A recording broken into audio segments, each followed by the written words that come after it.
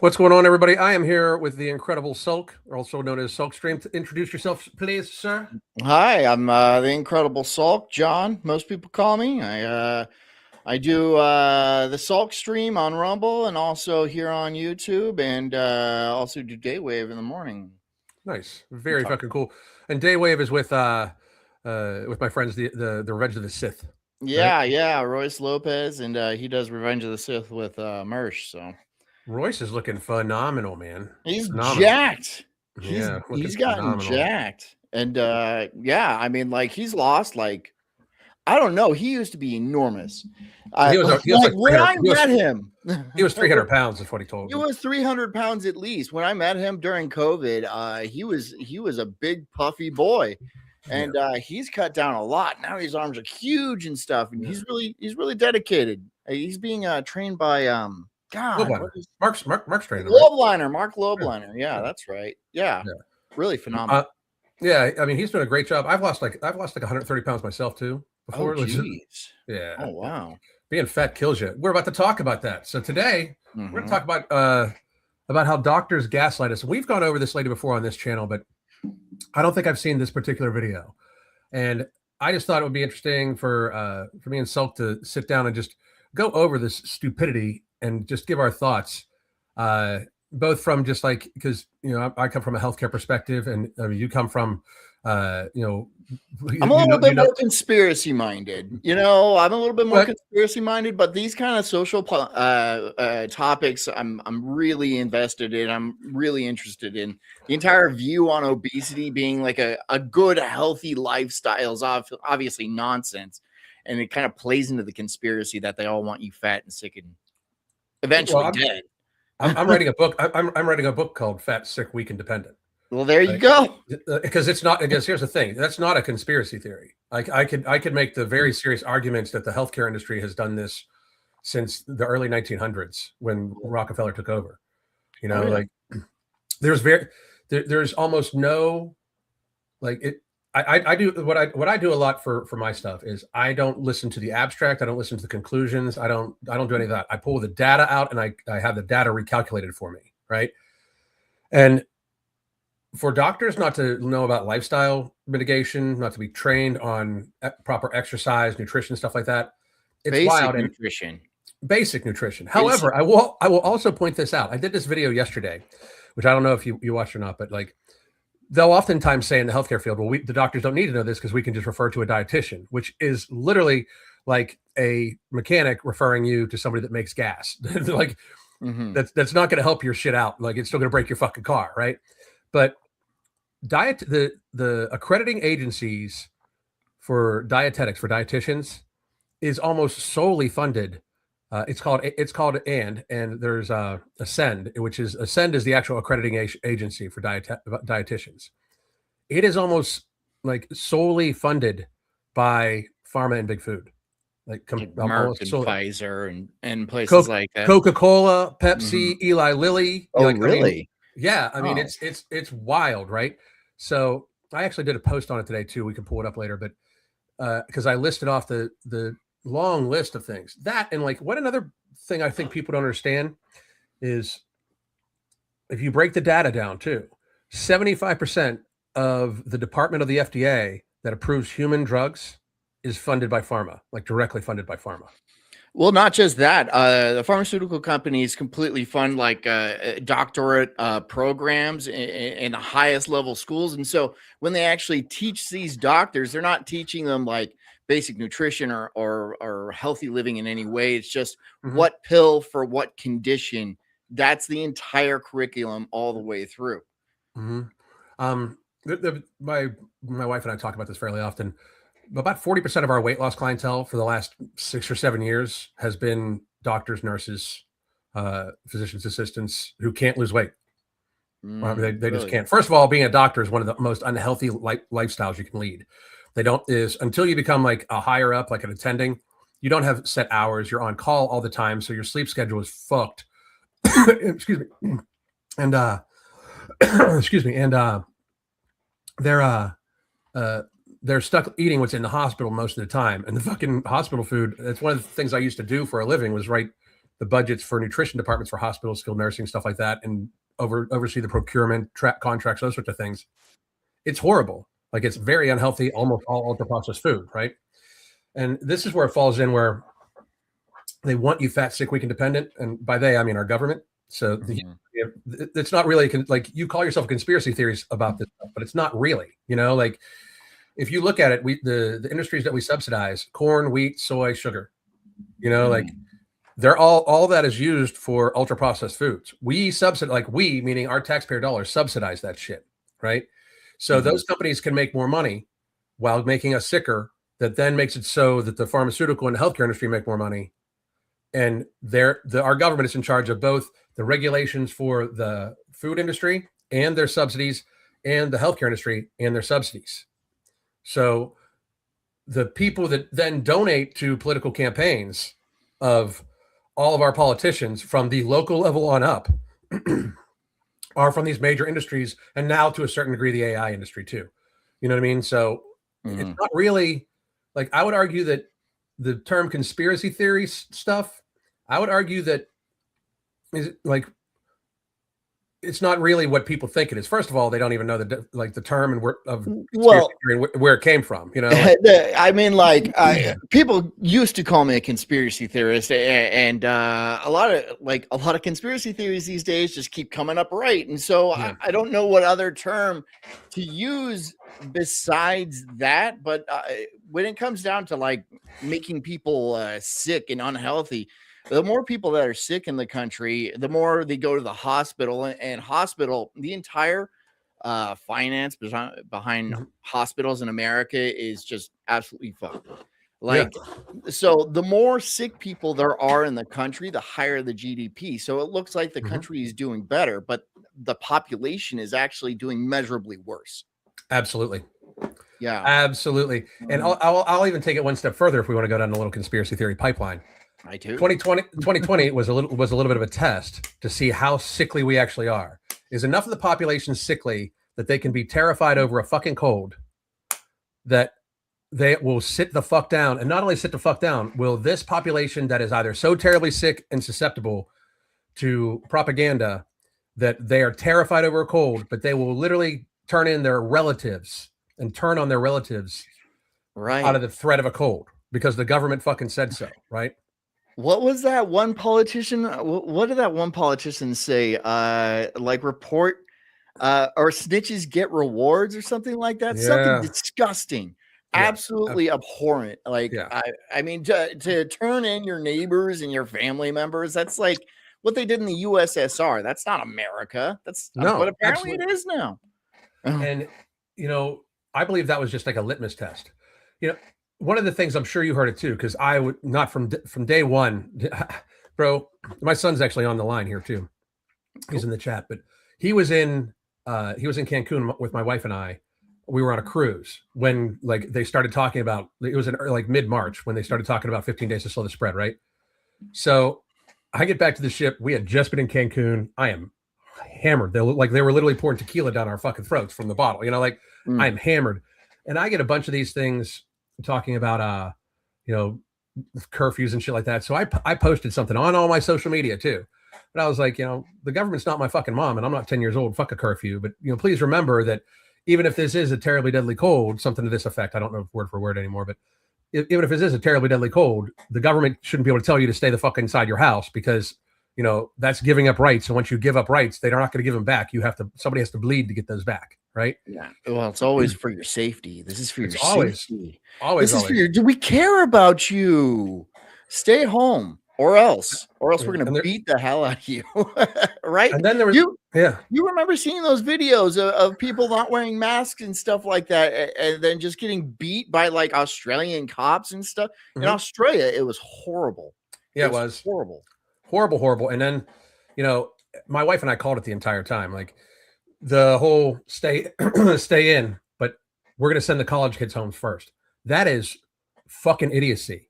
I've helped write, I've sat on the committees to write disaster policies for entire counties in the United States when I was in healthcare, including outbreak policies, like viral infection outbreak policies. And if you're going to shelter in fucking place, you shelter in fucking place. We took a young population who, by the data at that time in early March, where you already knew it was elderly people and fat people, right? So we took a population of young, healthy-ish people, right?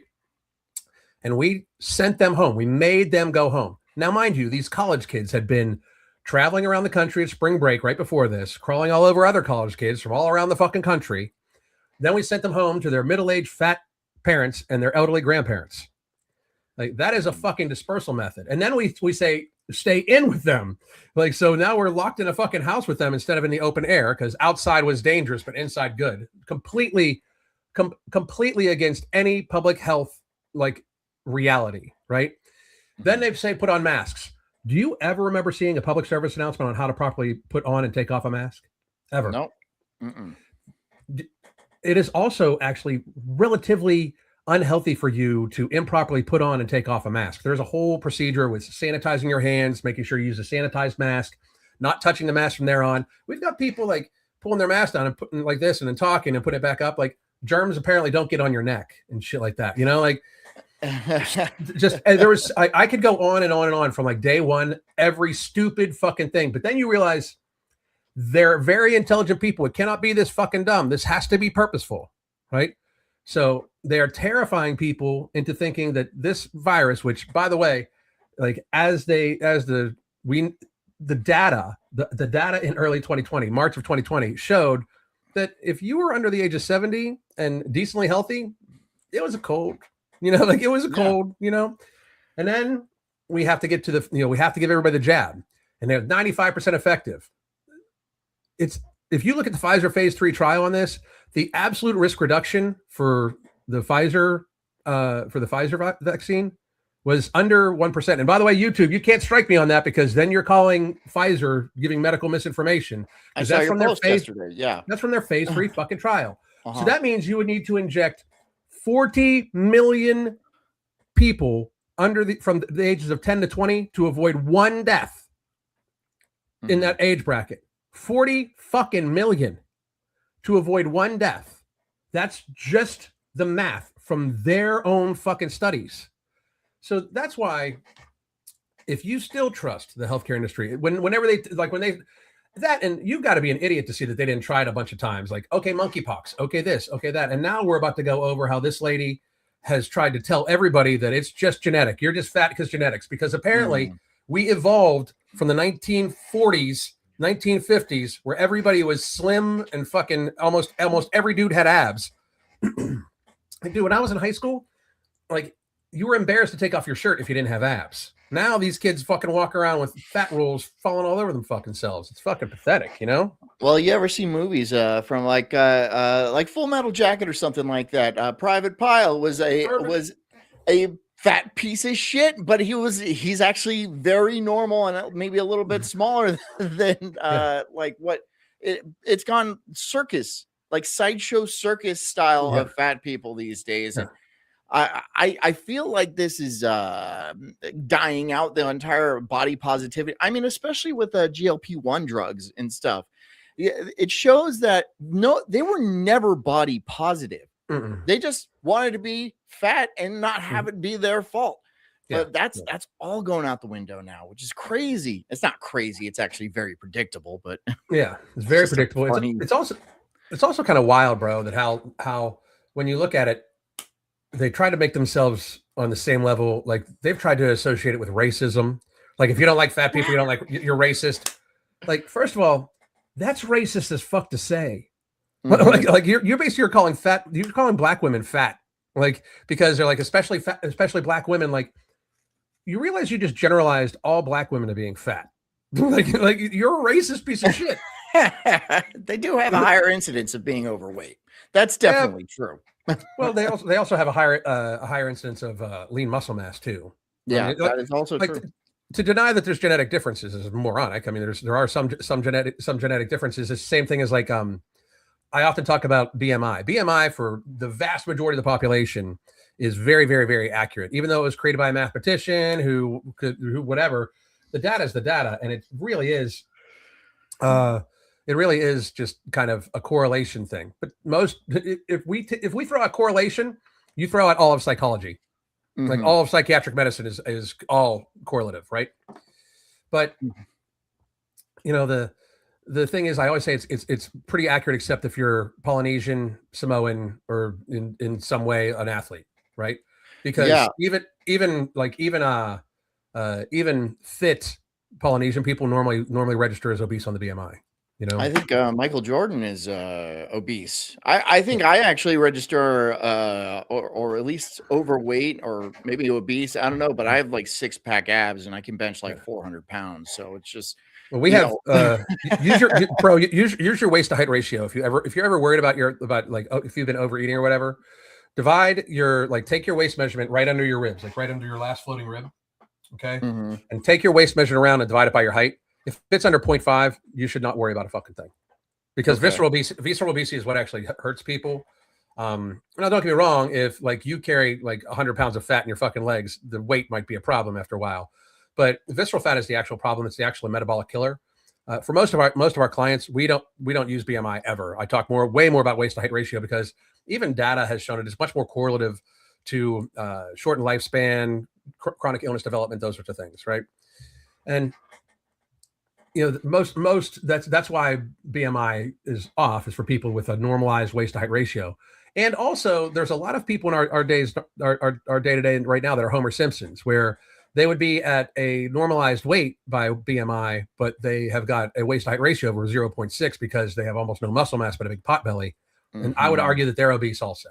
You know what I mean? Like Yeah. things like that, right? But give me one second here. All right.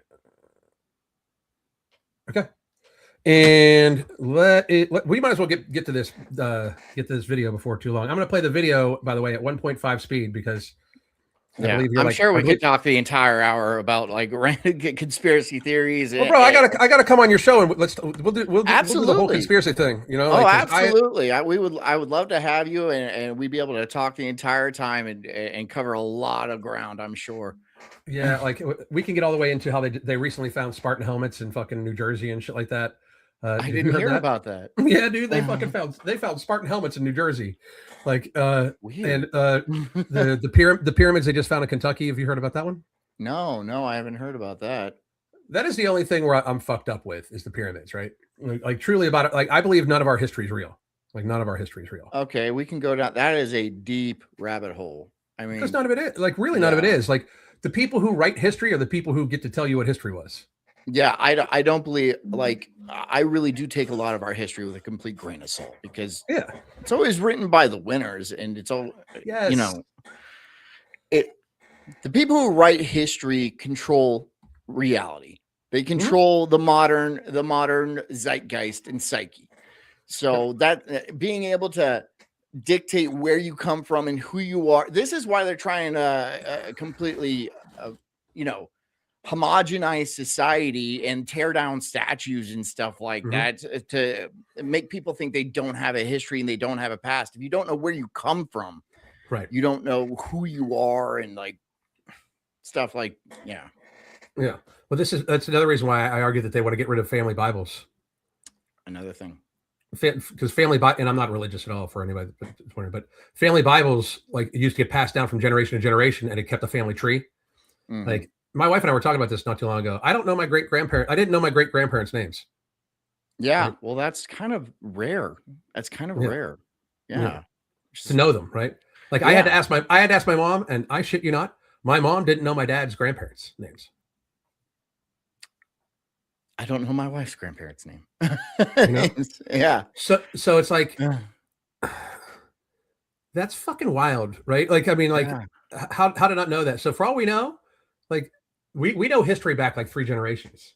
Because honestly, that's about it. Like that, the living know history back about 3 generations. It's kind of crazy. Anyway, Yeah. we got to get on your show and talk about that shit because we can Yeah. talk about that shit forever. Um, We got a because video to watch. yeah, because you can't actually like you can call me a conspiracy theorist, but the thing you can't call me, literally in the last 6 years, as I predicted just about everything, including the rise of GLP-1s. You can check my Twitter, by the way. I Uh-huh. said in late 2021. Now that everybody's everybody's done with the COVID shit. Watch for them to push these weight loss injections like crazy. And look what the biggest drug in the fucking world is now. Peptides are a big thing. They're a hot thing these days. Like everyone's Mm-hmm. taking these weird stacks of peptides from China. And Mm-hmm. I actually did a whole show on that. I Did should you? bring I'll you have to on check one of that out. those. Yeah. Bring me on it, dude. now that the app is almost finished, I'm going to actually be much more active on my shit now because Okay. I literally like I sat at my desk for 12 hours a day for like 8 months and wrote this motherfucker. So it's amazing too. I can't wait to release it. Hunger Free and Happy app going to be on the Google Store hopefully by early next week. Check it out. But let's get on to this now. Because again, me and you can fucking talk forever. Okay, so the name of this, and I got to share who it's by and everything like that, just real quick because I hate doing that. I hate not mentioning it. No, you got to support. Yes, I do the same thing. This is from Think Before You Sleep. I believe I've watched no, I haven't watched this one before, but I have seen some other of his shit. Now that I'm thinking about it, I'm already subscribed, so obviously I have. And this is the evil side of fat activism. Fat activism. It's like this fucking two words that don't go together. Right? If you're active, you're not fat, are you? Right, yeah. So funny. Anyway, here we go. I'm going to play at 1.5 speed. Let's do it. But there is something clearly wrong with the woman on the right. Not saying that she's not worthy and deserving of love, because she is. But she's unhealthy. She can hardly fit in her freaking shoes. Why on earth would we promote people walking around and looking like this? And it's honestly mean to say that someone is beautiful and all this stuff when it's like we're literally lying to them and making them think that it's okay to be that way when it's really not, because it's hurting their health and it's shortening their lives. If you really care about people, you tell them the truth. Seems like a... Okay, so what do you think about what that young lady just said? Well, if you're look, I couldn't get the image of the Converse actually like straining for their lives because she was. I mean, the laces on those must be made of steel. That's insane. She obviously doesn't use those feet for any walking or anything like that. She looks like she's going to be in a wheelchair soon enough, but she's saying that I hate how it's like, oh, she's beautiful too, just because she's got a gigantic body and she's clearly having some serious heart issues doesn't mean she's not worthy of love. Look, it's not about love or anything like that. Beauty is an indicator of health, right? Yes. Attractiveness is an indicator of being able to pass on your genes, and it is an indicator of health. She obviously doesn't have those indicators of health. And whatever you say about like societal views of beauty, because it changes, sure, right? But at its core, beauty is health. They're kind of equals, and it's always been like that. So just so that lady, her name is Jordan Underwood, right?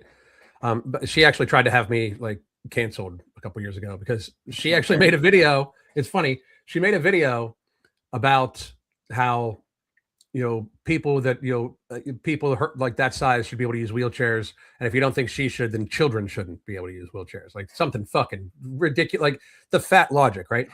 But she has lost some weight now, but she's still fat. But she very much wheelchaired herself, very very very much so, and she is one of these people like the whole beautiful thing. And again, this is not about calling people ugly, right? But when you are morbidly obese, like that morbidly obese, you abuse yourself every day. Like I wouldn't think that a person whose arms were full of scars from them cutting themselves, I wouldn't think that that's attractive either, And that's what people that size do. Like I was fat, man. I was 300 pounds, and don't get me wrong, I was eating to try to get stronger and stronger and stronger and blah blah blah. But I was still fat as fuck, right? And that was my eating disorder, my binge eating disorder, convincing me that I could, as long as I got stronger, it was okay. So eat those 10 McDoubles at a time, right? And that, when I look back on it, that is abusive. Like that is self-abuse, and nobody should find it attractive, like at all. And for society to label it as attractive in any way, really, really, really, really is kind of evil. And I say that all the time also, bro, where it's like, people be like, oh, you're going too far because I have the pick of the day post, on Twitter. I point out, like, if you're going to film yourself at 400, 500 fucking pounds, gluttoning yourself on thousands of calories, you're a hog, and I'm going to call you that, right? And people get upset, and I'm like, yeah, but here's the thing. I am being nicer to this person than anybody that tells them they're fine. But you see, the thing is here, that has to be socially acceptable because she's going to get loaded up on medications. She's going to spend a lot of time in the hospital, and these pharmaceutical companies are going to make a nice profit off of her. So let's make this the norm. Let's Yep, make exactly. this the average. Exactly. Now let's check out what he And says. you Be know what? reasonable and empathetic. You know what? I was at Disney World a couple weeks ago, and Did you see the park hoppers? oh my God, they're everywhere. The amount of scooters is concerning because it must have been, I don't know, 10% of the park was in scooters. And I didn't just see the mega fat people on the scooters, even though they were, but there was just kind of overweight people riding them around. I'm like, you can't walk. You can't walk at Epcot from fucking food stall to food stall. I walked probably 40 miles in the 4 or 5 days that I was there. And it hurts walking out, but you have the opportunity to get a little bit of exercise and like stretch your legs, and you're just like, no, thank you. So let me ask you a question. Did you go just you and did you Me and my take kids and stuff? family. Yeah. You and your family? Okay. See, that's acceptable. This whole thing with these adults that just are they park hop. If me and my wife wanted to go to Disney and ride the rides once a year, I'm down. If we wanted to go ride the rides once a year and then go for some of the festivals they have, like I'm not big on Disney, but Dollywood's Winter Festival is amazing. The lights and everything like that. It's a whole new theme park, right? But when you see these park hoppers, like the plus size park hoppers and stuff like that, Royce talks about them all the time. Oh yeah, there's mental illness there, right? Like true mental illness. I'll tell you what it is. It is a refusal to let go of your childhood for some weird. It's like an Arrested Development kind of like thing where, and this is not just for park hoppers. This is for people who like collect what are those pop dolls. Or are super into Star Wars, or there's a weird thing with millennials that I don't know. They didn't hit certain milestones in their development, and they just kind of stayed at the age of like 13. It's weird. I have little kids. I have two sons, and they're 5 and 2 years old. So otherwise I wouldn't be going to Disney. But it's weird how it's so common these days.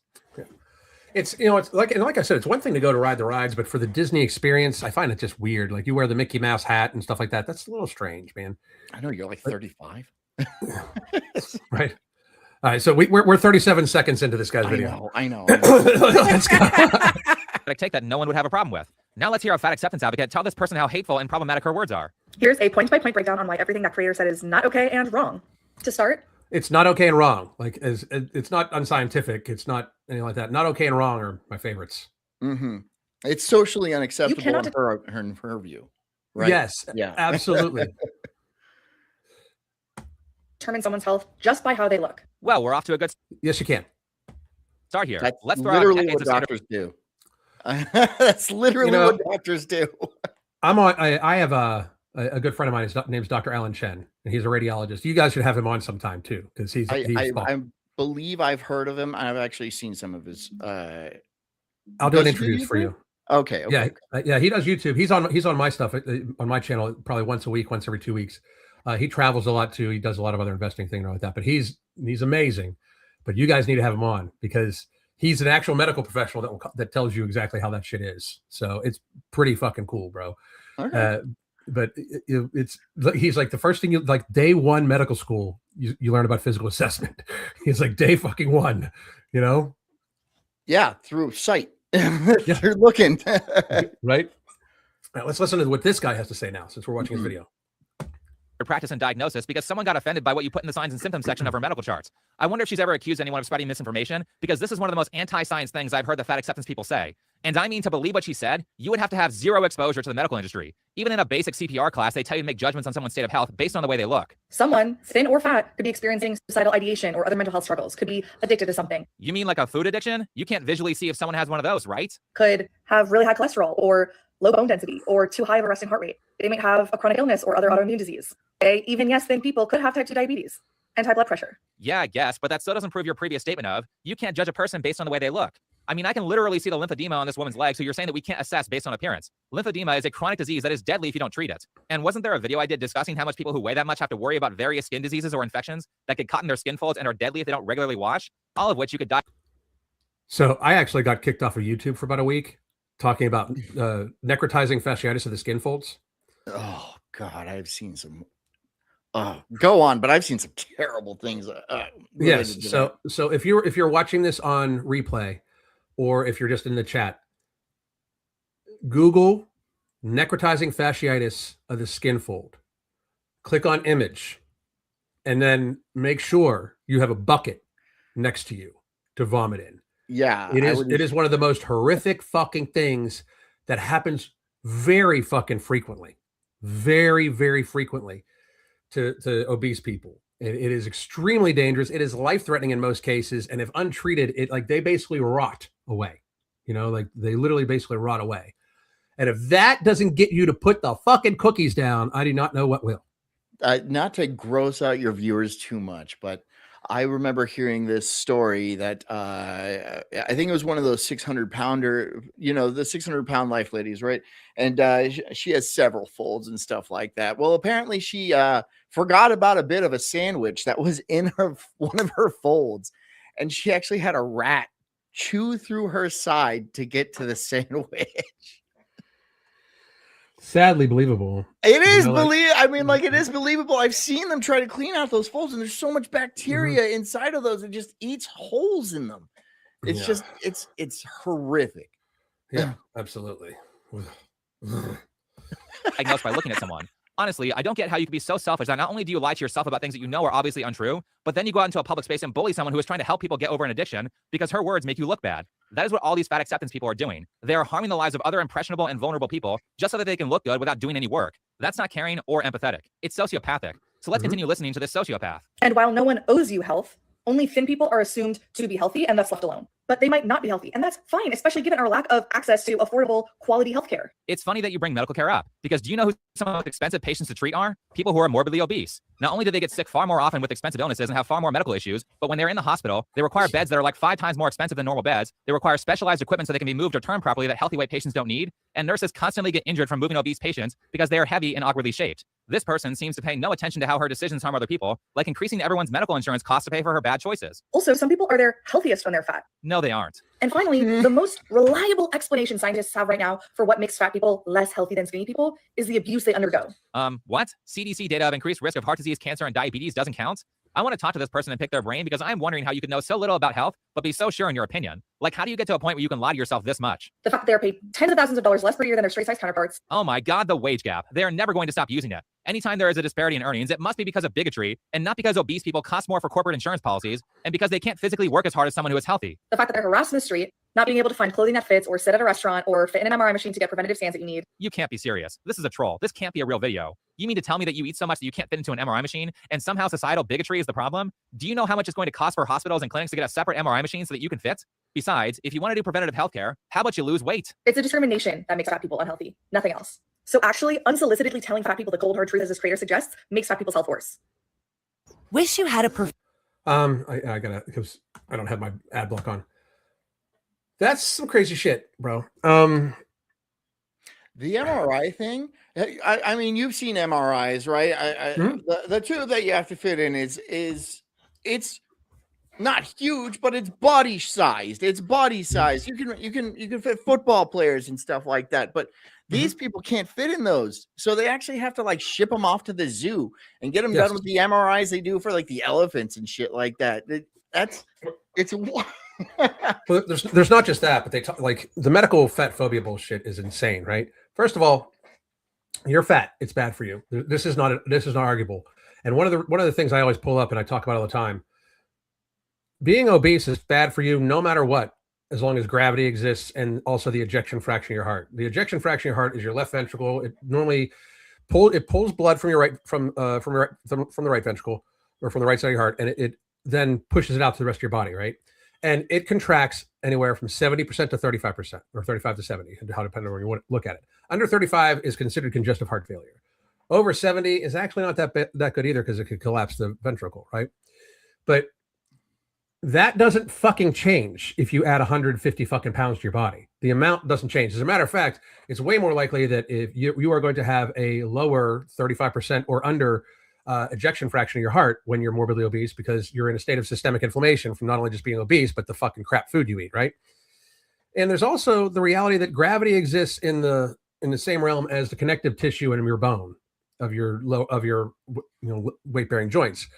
So no matter what, people, you're not healthy if you're fat. You're just not. Not to mention the fact that, again, you're normally in a state of constant inflammation that can even result in neuroinflammation, which does cause cognitive and executive function of the brain decline. And it's just this weird statement that people need to be true. It's like the basis of fat acceptance is like, you can't tell my health by looking at me. And as long as we have allowed that to be said, that has borne all of this other bullshit, right? Because in reality, they cost society a ton. They are being obese is a humongous burden on our society. It's enormous. This past year in 2025, we spent 5.3 to 5.6 trillion motherfucking dollars as a whole between out-of-pocket costs, insurance, and taxes on healthcare in America. $5.6 trillion. $5.6 trillion. Yes. Wow. Okay. That's a lot. That's a lot of money. By the CDC's data, 90% of that is on chronic illness and mental illness care. Not accidents, not anything like that. It's chronic illness and mental illness care, right?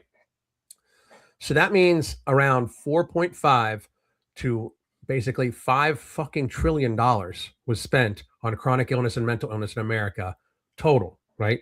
Over $2 trillion in taxes. I'll put out there, by the way, which the taxes is actually a little skewed because it's probably not all tax dollars. It's actually probably less. Probably only $1 trillion was spent because tax dollars do go to the care of elderly people who are not necessarily morbidly obese, and a lot of times have less chronic illness than a lot of our younger people now, which is kind of wild.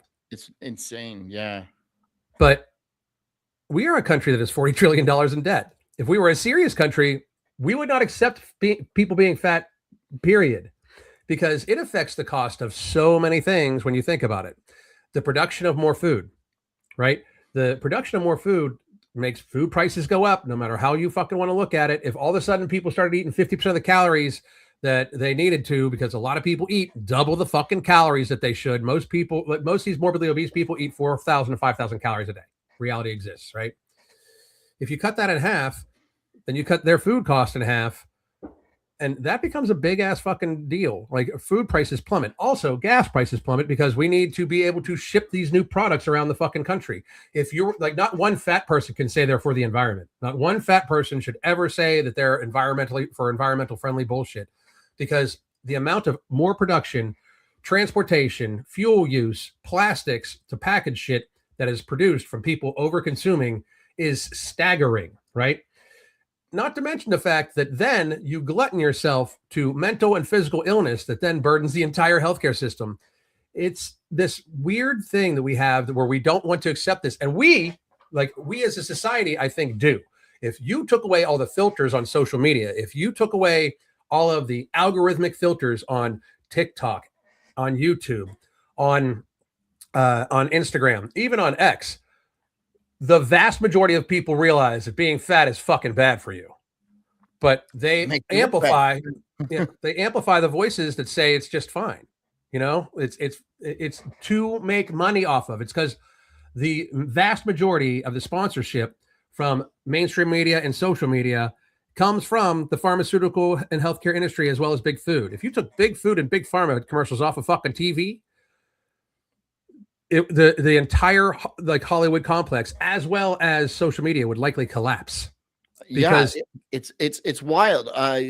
Like the medical industry actually pays, I think it was for like 70% of like all ad cam in America. I was blown away by that, because America and I believe New Zealand are the only countries on the planet that actually allow for pharmaceutical companies to market directly to patients. So the rest of these countries aren't doing it, but it's just such a cash cow, forgive the pun, in America that they're pushing this. New Zealand actually has a little bit more regulation than we do, but it also does point to a very interesting fact that we are the largest country that allows it, right? And we are 4% of the world population. We consume 50% of the world pharmaceuticals. Mm-hmm. Yeah. We allow drug ads.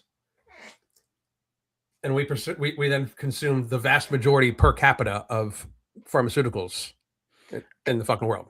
And going back to like the amount of calories these people consume, they do eat a far more, like double, triple the amount of food a person eats, but they're not eating like tomatoes and cucumbers or like lean meats. It's 5,000 calories of processed corn and soy. That's what they're eating. Yeah. And this is not, your body's not supposed to run off of Cheetos and stuff. So they're constantly feeling full or empty. They're just dumping it back into their body. And they don't understand that their body does not need this. They don't. There's something to do with like the triggers. It's called the bliss point. These foods are literally engineered to like hit the addiction part of the brain. I have a bunch of people keep telling me that there's no such thing as food addiction. I have dealt with morbidly obese people for 8 years. We once had a person almost have to get hospitalized for quitting sugar, and I shit you not, they were in DTs, like full on fucking DTs, like an alcoholic. Really? Delirium tremens, where they like start shaking, tremors, sweating, nausea, vomiting, like massive muscle pain, like shit like that. But she was eating ice cream every day. Like she literally told my wife, because my wife was her coach. She literally told my wife that she could not be happy unless she had ice cream every day. Like she just could not be happy. And she only drank soda. She only drank full-leaded Coca-Cola, like 4 liters a fucking day. So she was diabetic, I assume. She was only pre-diabetic, but she was pretty fucking young too. You know what I mean? Really? And the crazy thing was that was almost all she consumed. Like she was big, but she wasn't like 300 pounds big. Which is weird because I say 300 pounds big as if that's big, because nowadays there's a lot more people over 300 pounds than there used to be. But when we first started coaching, our first 300 pound client was like, holy shit, we got a 300 pounder, But oh wow, yeah, we've been coaching people for like 8 years. It has gone so far the other way, it's insane. Like so far the other way. It's wild. All right. So, we're gonna get to like another 10 minutes of this guy's video before I gotta go. Yeah, we got to do part 2 Monday, and Monday I want to be on your show too if you have it. Okay, yeah, I could probably fit you for sure. All right, man, that'd be great. Well, sometime next week. You don't need to fit me. Yeah. We'll talk about it. Anyway. Person said this, that I spent quite a while looking through her TikTok to see if this was a troll account. Nope, fat acceptance has gaslit people so well that they are unironically saying this stuff. And I'm almost at the point where I say, you can't blame them, because so many media outlets are lying to them. They even got 60 Minutes to put a doctor on their show to lie to people about health. Dr. Fatima Cody Stanford, an obesity doctor at Mass General Hospital, an associate professor at Harvard Medical School, says common beliefs about obesity are all wrong. If you diet, you lose weight, right? For many of us, we can go on a diet, something like The Biggest Loser, right? You go and you trick people, you make them work out for 10 hours a day, and then you feed them 500 calories. For most people, they will acutely lose weight. I think you mean everyone. Everyone would lose weight under those conditions. Not most, everyone. Now, I don't think shows like The Biggest Loser promote healthy weight loss, but if you don't eat very much and exercise a ton, then you'll definitely lose weight. But 96% of those participants in The Biggest Loser regained their weight because their brain worked well. It was supposed to bring them back to store what they needed or what the brain thinks it needs. So willpower, throw that out the window. She's trying to say it's biology here when it's not biology. It's them going back into their old habits after being forced into anorexia for a weight loss show on TV. Which is why I don't like shows like The Biggest Loser. This information is obvious in the fitness industry. People crash diet all the time and gain the weight back from returning to old habits. Why is CBS lying to their viewers? So when I see stuff like this, I just think, how can you blame them? This is a doctor saying this. It's on 60 Minutes, which for the most part, at least used to be a well-respected show. But what she's saying is absolute nonsense. Yes, it's true that a lot of The Biggest Loser contestants gain the weight back, but her reasoning for it is completely incorrect. These establishment sources love doing stuff like that. They take issues that have some truth to them, and they'll give you a cause or a solution that is obviously wrong. The wage gap is probably the best example of that. It is true that men make more than women on average, but the cause of that is not sexism. Nor does averaging out all the income mean that women are being paid less than men for doing the exact same work. That's illegal. This 60 Minutes report is just more falsehoods like that and lying to people for political points. My last patient that I saw today was a young woman who's 39, who struggles with severe obesity. She's been working out 5 to 6 times a week. She's eating very little. Her brain is defending a certain set point. A set point, says Dr. Stanford, is a... You don't have a set point. I would argue, first of all, if society looked at any ultra processed food, anything with more than 5 ingredients in it, right? If you looked at that as not food, society would adjust itself. Like, I don't know anybody, and it's one of the reasons why like the app we're developing and everything like that, it really is about getting back to getting proper sleep, hydration, stress relief, learning from your cravings, and if you binge, but it's also about avoiding food-like products because they're not even food, right? just like we were talking about a little bit earlier, dude. Like they're designed to make people addicted to them, right? They're literally designed to do so. So if you eliminate these from your diet, I often talk about that. This is like the last little bit I'll talk about this. 15 days to slow the spread of your ass. Don't eat processed sugar or ultra processed foods for 15 days. If you can't, ask yourself why you can't. Is it a matter that you have set yourself up where your lifestyle has to have so much convenience in it that you cannot cook your own food from scratch, right? I would argue, get off fucking YouTube, get off fucking TikTok for at least those 2 weeks and cook your own fucking food. Save yourself the hour, 2 hours you spend watching TV and actually nourish yourself to try to get back to health. If it is because that shit calls to you like a fucking meth head wants meth, I would argue that you should realize that means you are fucking addicted to that shit. And you should treat it that way. It's funny because the people who go into and get these surgeries, these bariatric surgeries, they actually they have the same recovery rate as a heroin addict coming out. They have about a 5% chance of keeping the weight off, just like a heroin addict has roughly a 5% chance of not getting back on heroin. So it very much mirrors an addiction, because it is an addiction. You're addicted to the food, you're addicted to the release and the coping mechanism, just like a drug. Yes. And if society, and we can't view these foods like this. You know why? No. We market them to fucking children. Yeah. Like this, it's the same thing. Like, have you ever seen like somebody who got all the boosters? Like, you could show them like the most definitive evidence in the world that COVID wasn't that dangerous for them because they were younger and healthier. It wasn't dangerous for their children at all, who they also got the vaccines for and all the boosters. They won't accept it, because then they have to accept that they gave their child an experimental gene therapy created by historically corrupt companies and a historically corrupt industry, a rush to market gene therapy over a fucking cold. Like, they have to accept that, and they can't. It's the same thing like the parents that give their kids puberty blockers when they're like 12, right? Like, they won't accept the fact that it normally means that the person is much, much more apt to kill themselves than if they would have just let the kid grow out of it, right? Because now they've done that to their child. Well, this is the same thing. Like, sugar is an addictive substance we market to children in America. You know, like, we literally market sugary items to children. And I get it all the time. My clients will be like, well, I have to have these foods. You know, I binged on this. And I'm like, well, why do you have it in the house? Well, I have kids. If you can't control yourself around it, should you have it around your fucking children? Yeah. You know? like ask yourself these questions. And once I say that, they're like, oh shit, I didn't even think about that. You know, because the chances, like, if your father's an alcoholic, your chances of becoming an alcoholic are much fucking higher, especially because you see the behavior and then you fucking then you copy the behavior. And it is a behavioral substance. Sugar. If you give a child 50 grams of sugar first thing in the morning, they are going to act differently. Just like if you give yourself a shot of whiskey, you are going to act differently. Right. And I just wish people could correlate this, because I think that that's one of the biggest societal issues we have, is that people don't want to realize that our industry, basically around the ultra processed foods, is one that we should view the same way we view the alcohol industry and the tobacco industry and shit like that. Like, that's how that shit should be viewed. But instead, they almost solely own the government, them and pharma working in conjunction. Like, big food and big pharma own our government. People need to accept they're that. trillion-dollar industries. I mean, the amount of money they have for lobbying, and don't get me started on lobbying either, because that's all fucking bullshit too. Right? Yep. But they have so much power with the lobbyists and stuff like that. They can grease every politician, and so, you know. Yep. System, it's crazy. It's the way the system is set up. But yeah, so I do have a problem with sugar myself. I like it. Oh yeah, but that's the thing. Like, you know, when people ask me about that, it's like, well, is it something that you want to have on occasion, or is it something that if you eat, you have a hard time? Like, my wife is amazing about this. Like, I could put a bowl of her favorite candy in front of her, which there's like payday bars. Like, like my wife's very healthy eater, but like, I could put a bowl of her favorite sweet in front of her, and she'll have one portion, and the rest of the bowl will sit there. Right? If you put a bowl of peanut M&Ms in me, like, the police are going to have to come pull me off before I finish that one.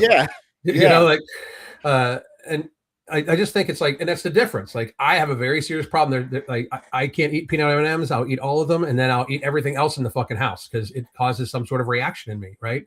Both emotional and fucking emotional and psychological, emotional and physical. Like it fucking gives me a rush, and then emotionally, I'm like, oh fuck, what did I do? And then I eat everything, right? It's my binge trigger. Oh, so you fall off the wagon. That's oh what no that shit, is. yeah. That's falling off the wagon. Dude, I keep track. I don't have it pulled up, but I keep track of my binges on, like my app actually keeps track of my last binge. I'm like 1908 days today, no binge. I keep track of it like it's alcoholism.